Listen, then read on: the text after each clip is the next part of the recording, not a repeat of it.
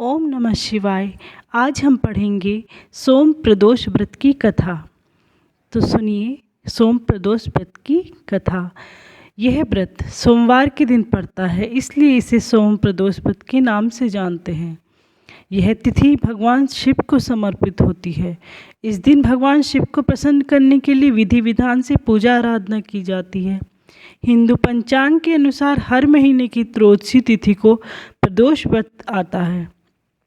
प्रदोष व्रत हर महीने में 2 बार रखा जाता है। मान्यता है कि प्रदोष काल में भगवान शिव कैलाश पर्वत पर नृत्य करते हैं और देवतागण उनके गुणगान करते हैं। मान्यता है कि भगवान शिव अपने भक्त के दुख दूर करते हैं।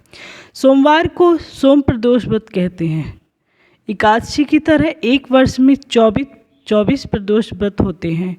जो भी प्रदोष जिस बार को आता है उसका फल विशेष होता है। हर बार को पड़ने वाला प्रदोष व्रत अलग अलग महत्व रखता है। हमारे शास्त्रों में प्रदोष व्रत को काफ़ी महत्व दिया गया है।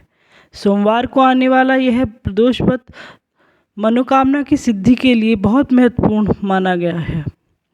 इसे सोम प्रदोष व्रत कहा जाता है। मान्यताओं के अनुसार इस व्रत को करने वाले को की सभी मनोकामनाएं पूर्ण होती हैं और सभी परेशानियां दूर होती हैं। जानिए सोम प्रदोष का व्रत रखने की विधि और कथा।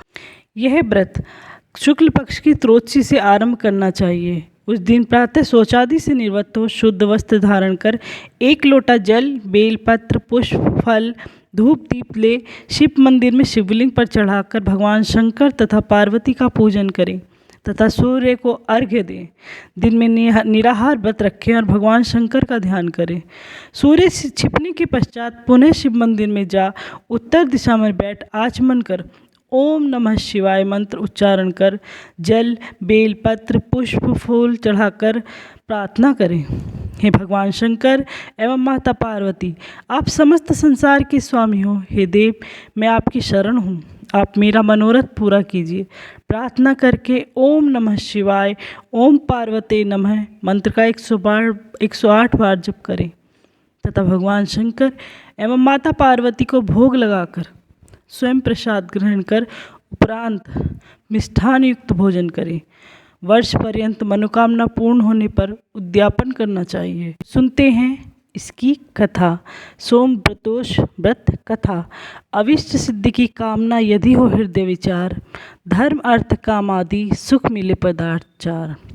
सूत जी बोले, हे ऋषियों, सोम प्रदोष व्रत से शिव पार्वती प्रसन्न होते हैं। व्रती के समस्त मनोरथ पूर्ण होते हैं। एक नगर में एक ब्राह्मणी रहती थी। उसके पति का स्वर्गवास हो गया था। उसका अब कोई आश्रयदाता नहीं था, इसलिए प्रातः होते ही वह अपने पुत्र के साथ भीख मांगने निकल पड़ती थी। भिक्षाटन से ही वह स्वयं व पुत्र का पेट पालती थी। एक दिन ब्राह्मणी घर लौट रही थी तो उसे एक लड़का घायल अवस्था में कराहता हुआ मिला। ब्राह्मणी दयावश उसे अपने घर ले आई। वह लड़का विदर्भ का राजकुमार था। शत्रु सैनिकों ने उसके राज्य पर आक्रमण कर उसके पिता को बंदी बना लिया था और राज्य पर नियंत्रण कर लिया था, इसलिए वह मारा मारा फिर रहा था।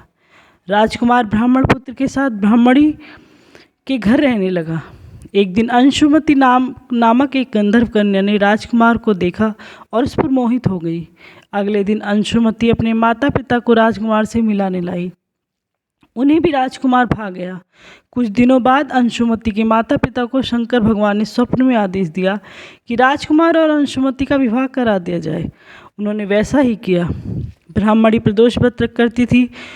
उसके व्रत के प्रभाव और गंधर्व राज की सेना की सहायता से राजकुमार ने विदर्भ से शत्रुओं को खदेड़ दिया और पिता के राज्य को पुनः प्राप्त कर आनंद पूर्वक रहने लगा। राजकुमार ने ब्राह्मण पुत्र को अपना प्रधानमंत्री बनाया। ब्राह्मणी के प्रदोष व्रत के महात्म्य से जैसे राजकुमार और ब्राह्मण पुत्र के दिन फिरे, वैसे ही शंकर भगवान अपने दूसरे भक्तों के दिन भी फेरते रहे। ओम नमः शिवाय।